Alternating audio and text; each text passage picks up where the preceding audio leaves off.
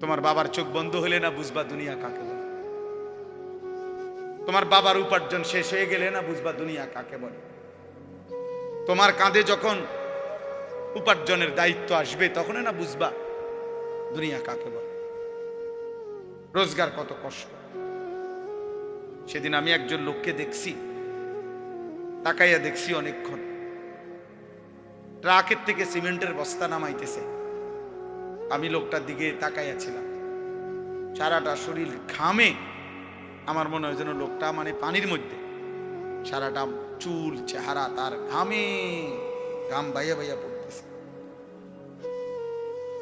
তাহলে এক বস্তা ট্রাকের থেকে প্রতি বস্তা সিমেন্ট নামাইয়া গোডাউনে থুইলে সর্বোচ্চ 60 টাকা, 8 টাকা বা 10 টাকা দেয়। সর্বোচ্চ রেট হলো 10 টাকা, মানে এন থেকে হয়তো গোডাউনে থুইবে আর কি। তাহলে 50 বস্তা সিমেন্ট যদি এই বেচারা নামায়, তাহলে প্রিয় যুবক ছেলে, 50 বার এই লোকটাকে, তোমার বাবাকে হতে পারে 50 বারই উনি কোমরটা বাঁকা করে। নাহলে কেমনে বস্তা এটা লইব? 50 কেজি সিমেন্টের, 50 কেজি সিমেন্টের একটা বস্তা বেচারা কেমনে নিবে? প্রতিবারই তাকে কোমর বাঁকা করতে হয়েছে। প্রত্যেক বস্তা সিমেন্ট হয়তো ফালাইয়া ছোট্ট একটা গামছা হয়তো কোমরের থেকে খুলে আবার ঘাম মুছছে, আবার আরেক বস্তা লেগে গেছে, আর গুনছে কয় বস্তা হইল। বিনিময়ে 500 টাকা, হয়তো 50 বস্তায় 500 টাকা পাইছে, 10 টাকা করে। সেখান থেকে ভাঙ্গাইয়া তোমারে 200 টাকা দিছিল, তুমি বলছো তোমার স্কুলে দিতে হবে, সেই ঘামে ভেজা 200 টাকা। আর তুমি জানো আর সেই 200 টাকায় মোবাইলে ঢুকাইয়া উলঙ্গ ছবি আর নাচ গান নর্তকী দেখে শেষ করে দিছ। তুমি সন্তান না, বরং তুমি জানো আর।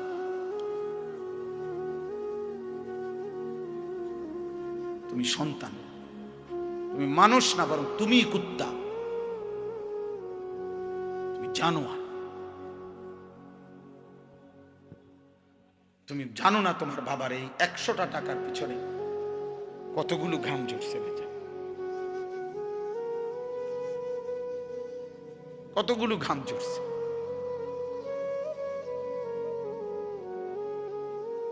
হ্যাঁ, আমার আব্বা ছোটবেলায় আমরা দেখছি সারাদিন স্কুল করে আব্বা যখন আসতেন, প্রাইমারি স্কুলে মাস্টারি করতেন, মসজিদে ইমামতি। আমার আব্বার একটা বা দুইটা গেঞ্জি ছিল, গেঞ্জিগুলোর এই পাশে এই পাশে ঘামে ভিজা। তো আমার মনে আছে কোনো সময় গেঞ্জি ধুইতে দিলে আমরা ধুইতাম না, আমি প্রায় ফাটতাম না, মানে ঘামের গন্ধে বাবার গেঞ্জি ভিজা থাকত। সেখান থেকে আব্বা, আমার মনে আছে, মাস শেষে প্রতি 300 টাকা মাদ্রাসায় পাঠাইছে আমার লেগে। একটা পোস্ট কার্ডে তখন মানি অর্ডার করতে হইতো টাকা, তো মানি অর্ডার করলে একটা ছোট্ট পোস্ট কার্ড আছিল, এটার মধ্যে নাম ঠিকানা লিখতে হইতো, নিচে দিয়া একটু জায়গা ছিল, এখানে নিজস্ব কোনো কথা থাকলে লিখতে হইতো। তো আব্বা লিখতো, আনিস তোমার জন্য 300 টাকা পাঠাইলাম, বাবা টাকা পাইয়া জানাইও। তো আব্বারে জানাইতাম যে বাবা টাকা পাইছে। এই 300 টাকা গুনে গুনে 2 টাকা ডাইলবাজি, 2টা পরোটা, এমনি আমি গুনে গুনে খাইতাম, হিসাব গুনে গুনে। এই জন্য দোস্ত আমার, বন্ধু আমার, আমি বিষয়টা বললাম, মেহনত, যথাযথ পরিশ্রম মানুষকে দুনিয়াতেও ভালো করে, আখিরাতেও ভালো। অনেক নওজোয়ান মাশাআল্লাহ, প্রিয় ভাই, আমি অনুরোধ করি পরিশ্রমী হও, মেহনতি হও। এমন সুন্দর জীবন, সুস্থতা, এমন সুন্দর যৌবন, এই শুধু শুধু নারী দেখে দেখে না, এটা মিলে যাবে না। এ যে মহিলারে তুমি রাত দিন মোবাইলে দেখো, এগুলা পাইবা তো, তোমার একজন বিবি হবে, তোমার একজন স্ত্রী হবে। আর যেটা চাচ্ছ মনে, এটা পূরণ হবে। এই পৃথিবীর লাখ লাখ কোটি কোটি মানুষ স্বামী স্ত্রীর মিলনে এরপরেই এই মানব প্রজন্ম এখানে আসছে। কাজ এটা তোমারও হবে। এটার জন্য অল্প বয়সে কুত্তার মতো হওয়া, চরিত্রহীন লম্পট, যে রাত দিন নারী দেখে, ছবি দেখে, জিনা ব্যভিচারের দৃশ্য দেখে, এমন নিকৃষ্ট জানোয়ার হওয়ার কোনো দরকার নেই। এটা এমনি মিলবে। বিয়ে শাদী তো স্বাভাবিক বিষয়, স্বামী স্ত্রী, নারী পুরুষের মিলন তো আল্লাহ তাআলার কুদরতি নিজাম। আল্লাহ বলছে আমি এটা ব্যবস্থা করে রাখছি, যথা সময়ই পৌঁছে যাও।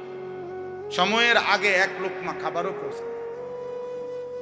আমরা কিতাবে পড়ছি, কিতাবের মধ্যে আছে, আমরা পড়ছি যে হে আল্লাহর বান্দা, তোমার লোকমা যদি, তুমি আসো জমিনে আর তোমার একটি লোকমা যদি পাহাড়ের উপরেও থাকে, তো নিশ্চিত মনে রেখো, ইয়াকিন, পাহাড়ের উপরের ওই লোকমাটাই তোমার মুখে পৌঁছবে। আর আল্লাহর ওলিরা বলেন, যদি হে আল্লাহর বান্দা, তুমি মুখের কাছে দুই ঠোঁটের সামনে নিয়ে আসছো লোকমা, কিন্তু যদি সেটা তোমার ফয়সালাতে না থাকে, খোদার কসম ওই লোকমা তোমার ভিতরে ঢুকবে না।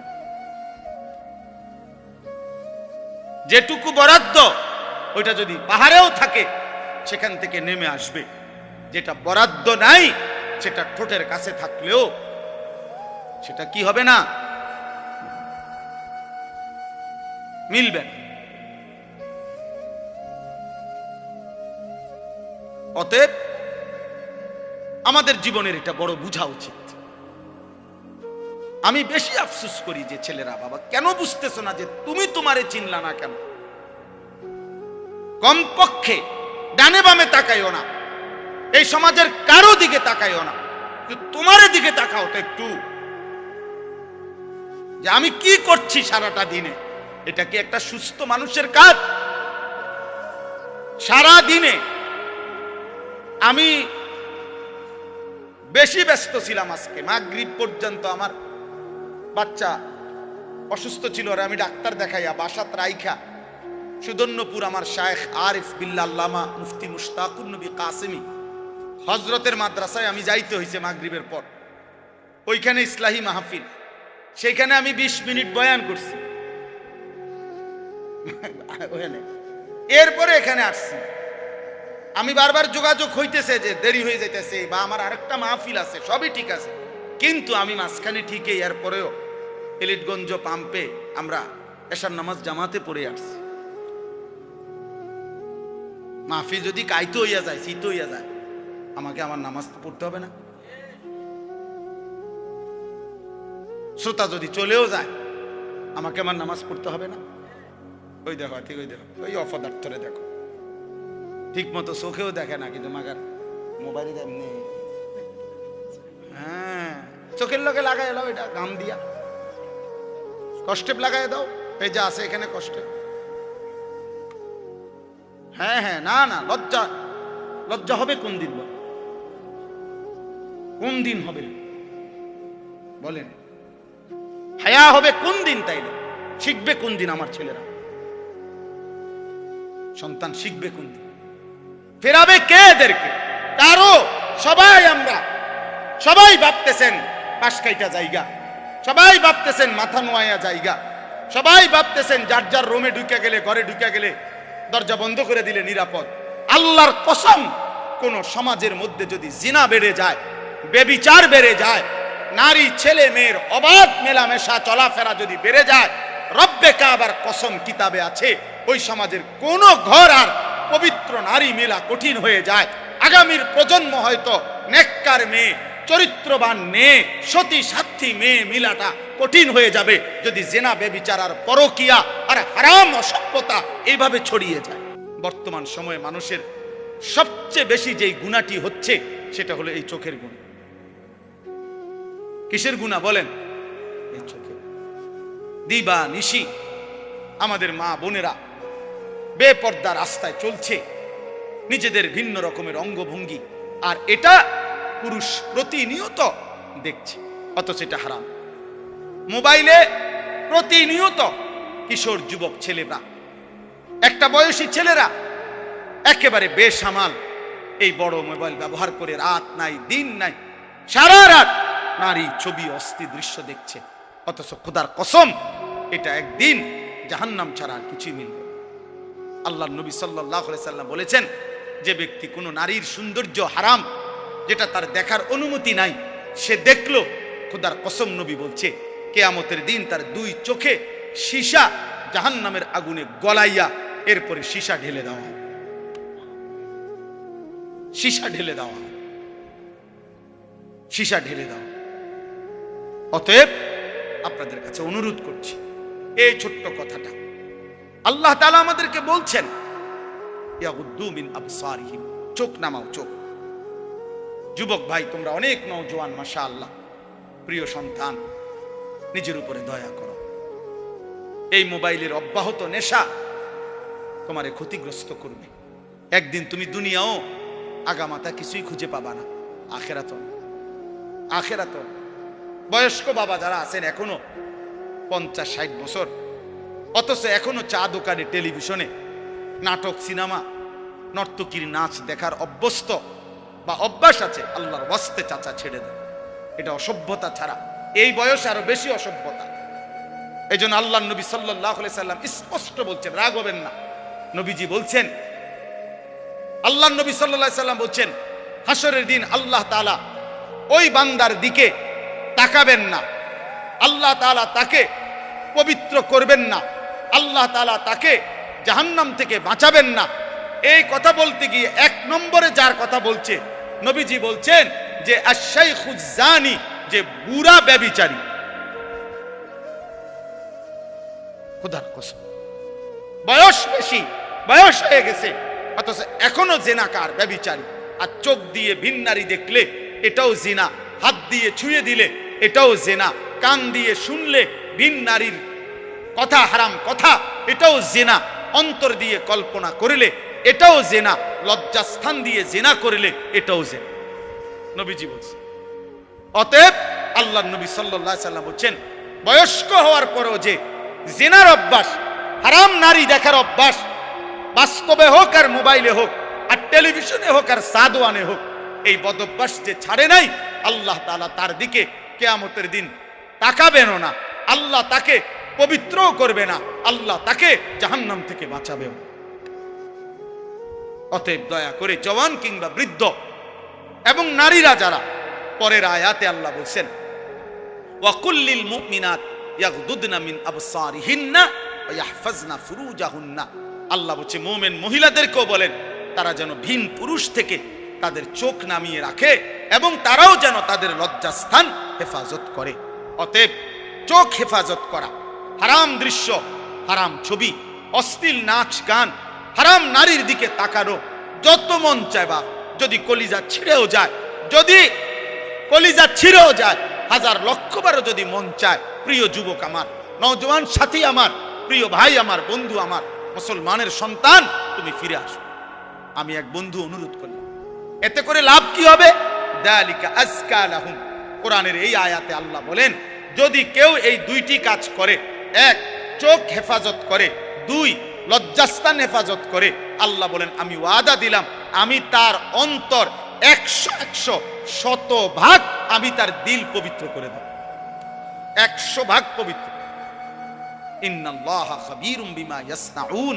আল্লাহ বলে, বান্দা যখন তোমরা যাই করো না কেন, যেভাবেই করো না কেন, একাকী কিংবা লুকিয়ে, রাতের আধারে কিংবা গভীর রজনীতে, ইয়ারফোন লাগাইয়া কিংবা লাইট নিবাইয়া, দরজা বন্ধ করে কিংবা সিটকারি লাগাইয়া, রাতের গভীরে কিংবা পাহাড়ের জঙ্গলে কিংবা পাহাড়ের চূড়ায় কিংবা জঙ্গলের গভীরে কিংবা 7 তবক জমিনের নিচে কিংবা 7 আসমানের ঊর্ধ্বে, যেখানেই যা করো না কেন, আমি খবর রাখি, খবর রাখি, আমি দেখি বান্দা, আমি দেখি বান্দা, আমি দেখি।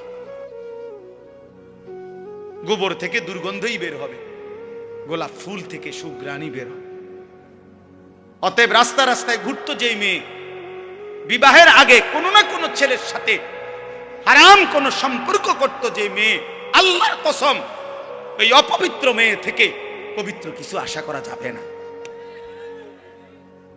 এই গোবর থেকে দুর্গন্ধই বের হবে, এই গোবর থেকে দুর্গন্ধই বের হবে। অতএব এটা ভাবা দরকার, ভাব, আমরা এটা বোঝা দরকার। আমাদের প্রজন্মের হেফাজত দরকার। একটি সমাজের মধ্যে সবচেয়ে বড় সম্পদ, একটি ঘরের সবচেয়ে বড় সম্পদ, একজন বাবার সবচেয়ে বড় সম্পদ তার স্ত্রী সন্তান। খাট যত দামি হোক দোস্ত, 20 বছর পরে এই খাট ওই ঘরে থাকবে না। পৃথিবীর সবচেয়ে মজবুত কাঠ দিয়েও যদি সোফা বানায় 5 বছর লাগবে না, এটার বার্নিশ উঠে যাবে 3 বছর 4 বছরের ভিতরে। পরবর্তী 20 বছরের ভিতরে ওই ফার্নিচারের নাম গন্ধ ঘরে পাওয়া যাবে না, কারণ এর পরে আরো বহু লেটেস্ট মডেল পৃথিবীতে আসছে, যার কারণে ইডি হালাই দিছে।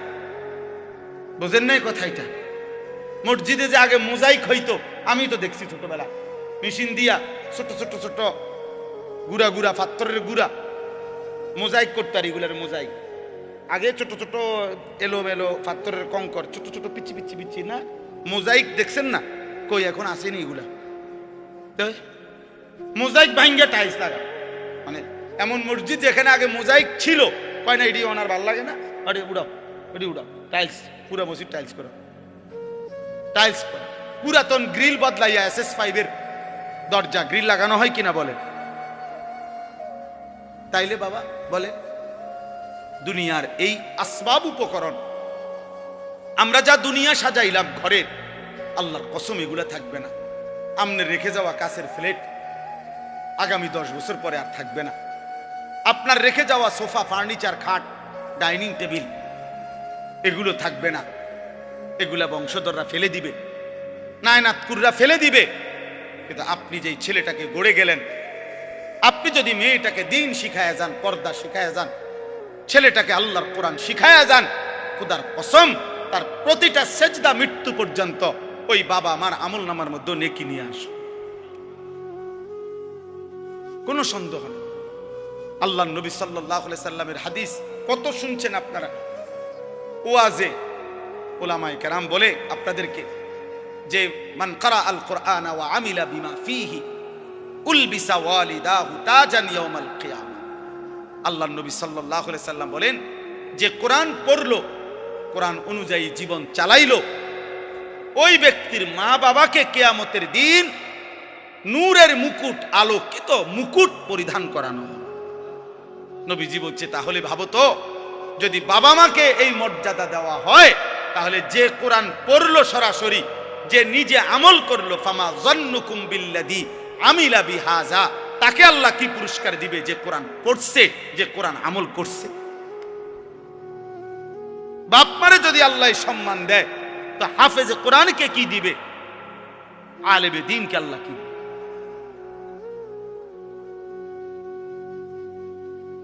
এজন্য প্রিয় ভাই, প্রিয় বাবা, সবাই মিলে গুনাহ ছাড়েন। আমার মূল বক্তব্য আজকে এতটুকু, গুনাহ ছেড়ে দিতে হবে। আখিরাত যদি পাইতে হয়, জাহান্নাম থেকে বাঁচতে হলেও গুনাহ ছেড়ে দেওয়া জরুরি, জান্নাতে প্রবেশ করতে হলেও গুনাহ ছেড়ে দেওয়া জরুরি। এক মুমিনের ডিউটি 2টা, একজন মুসলমানের জীবনের 24 ঘন্টা কাজ 2টা। 1 গুনাহ বর্জন করা, 2 আদেশ পালন করা। খালাস, এরই নাম জীবন, এরই নাম মুসলমান, এরই নাম তাকওয়া, এর পিছনেই জান্নাত। উইদ্দাত লিল মুত্তাকিন, রব্বুল আলামিন বলে জান্নাত বানানোই হয়েছে মুত্তাকিদের জন্য। আর মুত্তাকি বলেই তাকে ওই মুমিনকে, যে মুমিন প্রথমত গুনাহ বর্জন করে, দ্বিতীয়ত আদেশ পালন করে। আদেশ পালন, সতর খোলা রাখা। মনে করেন কারো নাভি থেকে হাঁটুর নিচ পর্যন্ত, এটা হলো সতর পুরুষের, এটা খোলা রাখা গুনাহ না নেকি? কথা বলেন। একজন মনে করেন এখন নামাজের ওয়াক্ত, নামাজ আদায় করা, এটা গুনাহ না নেকি? নেকি, বুঝেন নাই? নামাজ আদায় করা কি নেকি? সতর ঢাকা মানে সতর খোলা রাখা, এটা কি? গুনাহ। এ শরীয়তের মাসআলা হইল যে এক্ষেত্রে কোনটা আগে ফরজ? ফরজ হইলে আগে সতর ঢাকা ফরজ, এরপরে নামাজ পড়া। হিসাব বুঝছেন? নামাজের বাহিরে যেই ফরজগুলা, এর মধ্যে একটা কি আছে? তাহলে বোঝা গেল আগে তুমি এই গুনাহটা আগে কি করতে হবে? সরাইতে হবে, সতর ঢাকা, এরপরে সেজদা দিতে, এরপরে সেজদা।